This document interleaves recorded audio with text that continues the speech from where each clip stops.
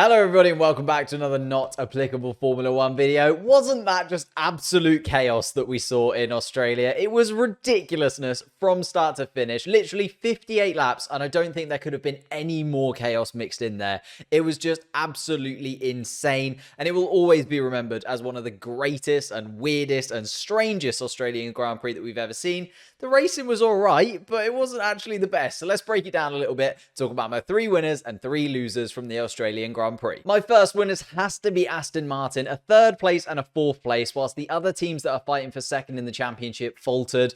You can't really ask for much more if you're Aston Martin from that weekend. It didn't come easy for sure. They didn't really show the pace that they've had over the last few races. I'd say Bahrain is still looking like the best race that they've had this season, but they're still sticking in and amongst those top 4 teams, and as I said, picking up a double points finish right at the top end. Let's start with Lance Stroll, finished in 4th place, but was very, very lucky not to pick up any damage with that collision with Charles Leclerc. I mean, I know it was the first lap of the Grand Prix, and it was only the tiniest of little touches, but at the same time, that could have easily ruined his entire race, and did end up ruining Charles Leclerc's race, but let's talk about that a little bit later, because he was also very lucky to continue on at the end of the Grand Prix. After the 2nd red flag, we had the restart, going down towards turn 3, locks up massively through the gravel into the mud and just about keeps that Aston Martin going. He would have dropped to the back of the pack, but because he was able to keep that Aston Martin going and with all the chaos that happened at the end too, he managed to hold on to 4th place. And let's delve into the carnage that happened at the end of the Grand Prix a little bit, especially from the perspective of Fernando Alonso, because he almost lost everything and then gained it all back very, very quickly. He was actually running really comfortably in 3rd place behind Lewis Hamilton. Never looked like he was going to gain on the Mercedes. Got to within a second or so a couple of times, but never really got to within the DRS range where he could really attack Lewis Hamilton properly. Gets wiped out by Carlos Sainz after the red flag, spins away, but manages to keep the Aston Martin again on track. That was the main thing really, the fact that he was just able to keep that Aston Martin car going, manages to just about keep it out of the wall at turn 2, and then gets himself back into the pit lane. He said himself at this moment in time that his car is very attractive and people do want to knock him off of the podium positions, but because the red flag dropped before the cars had completed the first sector, the stewards are unable to correctly position the cars and therefore they're reset, similar to what we saw in Silverstone last year when the Joe incident happened too. So they go back to the last known order, which was Fernando Alonso in 3rd place and picks up a 3rd podium in 3 races for the Spaniard. That is absolutely phenomenal. If you'd have told Aston Martin that that was going to happen last year, I don't think they would have believed you. But the fact that Aston Martin and Fernando Alonso being so consistent in these first 3 races puts him in an incredible position in the driver's standings and puts Aston Martin in a great position in the constructor standings as well. As I said, picking up points where Charles Leclerc DNF'd, George Russell DNF'd in that battle for 2nd place in the constructor standings. Aston Martin had an absolutely wonderful weekend. A team that did not have a wonderful weekend though was Ferrari, and they're going to go in as my 2nd losers. Charles Leclerc, a 2nd DNF of the season, tried to overtake Lance Stroll around the outside. Was a bit of a racing instant though. Lance Stroll couldn't go right because Fernando Alonso was there, couldn't go left because Charles Leclerc was there, and ends up just clipping him and sending him into the gravel. As I said, 2 races from 3 though for Charles Leclerc that he's dropped out of, and he's dropped out of point scoring positions as well, and Saudi Arabia wasn't really anything to shout about. That puts him 10th in the driver's standings. And Leclerc just looks desperate for something to go his way. He looks really frustrated in that Ferrari car. We even saw him have a little bit of a dig at Carlos Sainz yesterday after qualifying. He clearly wasn't happy with his qualifying position. He won't be happy with where he was after Australia either. It's just all falling apart for Charles Leclerc in these first 3 races. He needs something in Baku to get him energized again for this 2023 season. You could say he's in a similar place to what Carlos Sainz was in 2022. Carlos Sainz, of course, being the guy that was in the gravel last year for Ferrari, ended up having a pretty good race all in all. I think we can look at this race and say Carlos Sainz was very, very good. Worked his way through the field after missing out during the first red flag. He just pitted just before the red flag came out. But the fact he was able to make his way back up through the field and towards the podium positions, was running in 4th place Carlos Sainz for the majority of this Grand Prix, just shows me that Ferrari are still in contention for this 2nd place in the constructor standings. But going back to Carlos Sainz, unfortunately, all the good work that he did put in this weekend was for absolutely nothing. He ended up coming in 12th place, and that was because after the red flag restart, he goes alongside Fernando Alonso, touches the rear end of the Aston Martin, as I mentioned before, sent him spinning, and picks up a 5-second penalty from the stewards because of it. Now, usually on a race weekend, you maybe lose 1 or 2 positions because of a 5-second penalty at the end. Carlos Sainz, because this was a rolling start, ended up being within 5 seconds of literally every single other car on the track. So he ended up coming in 12th place, which was last of the cars still left in the Grand Prix. It seemed like an incredibly harsh penalty to me, considering there were lots of other incidents that went completely unnoticed by the stewards over the course of the Grand Prix. I'm thinking in particular, like Logan Sargent at the end smashes into the back of Nick de Vries, gets absolutely nothing for that, yet Carlos Sainz picks up a 5-second penalty. I know you could argue that Sargent was out of the race and it wouldn't have made any difference, but there needs to be some consistency there. Like, similar and worse things definitely happened during the Grand Prix that didn't pick up any penalties, and then Carlos Sainz is given this 5-second penalty. All that being said, Ferrari had an absolutely awful weekend. They come away with 0 points from Australia, solidly 4th in the constructor standings, and they need Baku to kind of reset where they want to be in this championship. And somebody that doesn't need a reset, to be fair, is Mercedes. They will be absolutely buzzing after this weekend. They are my second winners from the Australian Grand Prix. 1-2 after the start, remember. George Russell getting the jump on Max Verstappen in turn 1, then Lewis Hamilton also getting the jump on Max Verstappen into turn 3.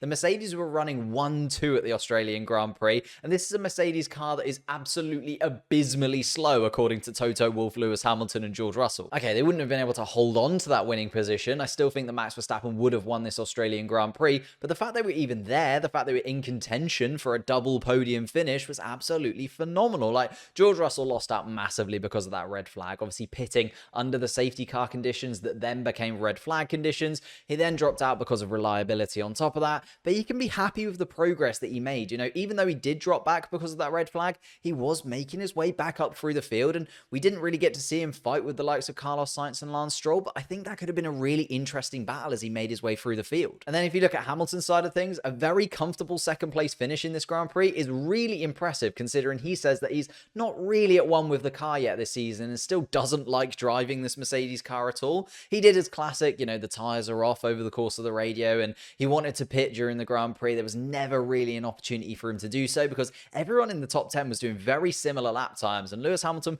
wasn't really disappearing up the road from Fernando Alonso. Fernando Alonso kind of a second and a half behind that entire time, but it was still fairly comfortable for Lewis Hamilton, considering where the car was a couple of races ago, and the fact they've made very minimal changes, and the big changes are apparently coming to Baku, is a massive step forward for Mercedes. I think if you look at where they are right now, just behind Aston Martin in the constructors' standings, P2 has to be the goal for them this season. I can't see them catching up to Red Bull. I can't see anybody catching up to Red Bull over the course of this season, but Mercedes moving in the correct direction. The fact that they do have that consistency with Lewis Hamilton and George Russell usually, you know, this reliability issue for George Russell is a bit of a one-off. We haven't seen reliability problems for Mercedes in a very long time. They had one reliability issue in the entirety of 2022. So if they can find that again and pick up the best points possible again over the course of this year, P2 is definitely up for grabs. Now, a team that won't want to look at the constructor standings, Alpine are my second loser of this Grand Prix. Gasly had one of the best races I think we've seen in his entire Formula One career. He was absolutely phenomenal. He was doing a great job.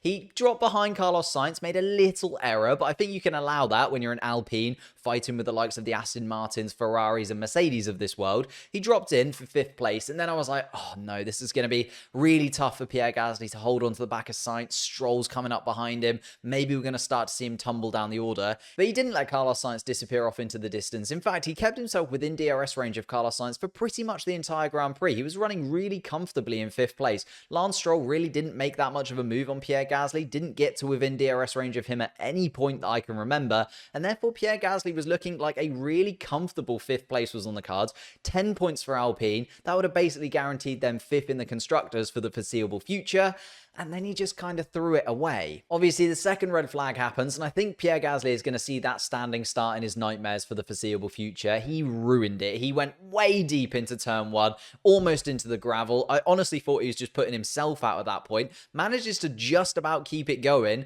gets back onto the track, and as if it was written, obviously before the Grand Prix started, before this season started, we were talking about Pierre Gasly and Esteban Ocon and whether or not they'd be able to maintain their relationship and work together at Alpine. If it was one person he didn't want to hit, it was Esteban Ocon. Who does he hit? Esteban Ocon goes super wide at turn 2, pushes Esteban Ocon into the wall. Esteban Ocon clips the rear end of Pierre Gasly. That's both of their races out. Both Frenchmen throw all of their points away. Ocon was running in the points too, Basically one to forget for Alpine. Absolutely awful weekend. From what was looking like one of the best weekends they were going to have in the 2023 season, they come away with 0 points. And of course, in Formula One, points are the most important thing. That's why my third winners from this Grand Prix have to be McLaren Formula One. A double points finish for the boys in Papaya. Lando Norris in particular, I thought put a really solid shift in this weekend. Was very solid in qualifying, got himself up into the top 10, and then in the Grand Prix, just managed to pounce on Nico Hülkenberg at just the right time. I think he managed the race really well, Lando Norris, and as I said, forced that error from Nico Hülkenberg, pounced on that error, and made up even more points for the McLaren team. And then there was Oscar Piastri, his first race in Australia, his first home Grand Prix in Formula One, and his first points in Formula One too. He had a really solid race in that McLaren car, and basically, the race, it just paid to keep yourself out of trouble. It paid to keep your nose clean, and that's what Lando Norris and Oscar Piastri did. McLaren were wonderfully boring in Australia. They didn't do too much, but what they did do was just pick up points at the end and manage to keep both of the cars on the track for the entire Grand Prix. Because they were able to make sure that both cars finished, they picked up 12 points, and those 12 points popped them up into 5th place in the constructor standings, which is absolutely crazy. That's basically where you'd expect McLaren to be this season, and considering 2 races ago, it was absolutely abysmal. We were talking about McLaren falling apart and having to change things behind the scenes. How one race can change a season so dramatically. 5th place is absolutely crazy for McLaren. That's exactly where they want to be. Obviously, they didn't really have the race pace. They were slower than the Alpines. There's still lots to change behind the scenes at McLaren, but they can take the positives. And if they can implement a few changes going into Baku, they've put themselves in a nice position moving forwards, because unless we have a race like that again, it's sort of 2-3 points at maximum that the teams around them are going to be able to pick up each race. But my final loser from the Australian Grand Prix has to be Alex Albon himself. It was looking so good for Alex Albon. Last year, he finished in the points in that Williams car after a crazy long stint on those hard tyres. Everybody talked about that kind of stint and whether we were going to see that again, because it was kind of a viable strategy. I think Valtteri Bottas tried to do something similar this time around. Best of the rest in qualifying as well in that Williams car this weekend for Alex Albon. And then in the race, it just kind of fell apart. He managed to get himself up into 6th place. He was moving forward in the Williams car, and then he makes a mistake. Lost the car by just going the tiniest bit wide in turn 5. And that is the thing in Australia, because some of these corners are so quick. If you lose the rear end, you just are going to spin around, and also then dips into the gravel. Once you're in the gravel, you've completely lost all control of the car, smashes into the barriers in front of him, and that's unfortunately the end of the Grand Prix for Alex Albon, when it was looking like it could have been a really solid points performance for the Williams team. I mean, he owned up after the Grand Prix. He said that he made the mistake. He said that he's still positive about the performance that he could have got out of that Williams car and the points that he could have got out of that Williams car, but could have isn't points on the board, and unfortunately that does mean Williams are dropping backwards in the constructor standings. And if everyone is going to continue to make progress, again, I just have worries about Williams not being able to keep up with everybody else. They need to kind of make sure that they pick up their points early, a little bit like what we saw with Alfa Romeo last year, I'd say. If Williams can pick up more points over the course of the next 4 or 5 races, puts himself in a really good position. If they can't, I think they're kind of going to be stuck, especially when we get like after the summer break and everybody's upgraded loads over the course of this season. There's quite a few honourable mentions from this Grand Prix though, so I'll rattle them off fairly quickly. Nico Hülkenberg definitely deserved to be a winner. 3 Q3s over the course of this season so far. So good in qualifying. Finally managed to get himself some points on the board. Very well deserved. Zhou Guanyu also picked up his first points of the season, and Yuki Tsunoda picked up his first points of the season as well. Although he was disappointed for losing positions after the red flag. He was running in 5th place. But, you know, the fact he managed to actually finish P10 instead of P11, which he's finished in the first 2 Grand Prix, we'll take that as a win. There's also a few honourable losers. Kevin Magnussen clipping the wall at turn 2. The fact that his wheel came off and apparently he didn't feel it is a little bit suspect to me. Nick de Vries was also a loser for me. That collision with Esteban Ocon, but then also being taken out by Logan Sargent. That wasn't his fault, but also, you know, ended his Grand Prix a little bit abruptly. And Valtteri Bottas, every time he pitted, man, every single time Valtteri Bottas came into the pits, there was a red flag straight after. He just lost out on strategy every single time during this Grand Prix. I felt really, really sorry for him as like an honorary Australian. It just didn't go Valtteri Bottas's way. But there we have it. Round 3 of 2023 is complete. Australia is definitely going to be one of those races that we talk about for the rest of the season. It's going to be that if this happened race, right? It's going to be like, oh, if George Russell didn't have the mechanical failure and did pick up a podium or won the Grand Prix, if Carlos Sainz would have done this, if Charles Leclerc would have done that. This is definitely going to be the if Grand Prix because of the amount of incidents, red flags, safety cars that we saw. but I'd love to know who your winners and losers were in the comments down below. Have I missed somebody out? I always miss somebody, so let me know who I missed out in the comments. Whilst you're down there, leave a like on the video, subscribe to the channel if you're new, and I'll see you next time.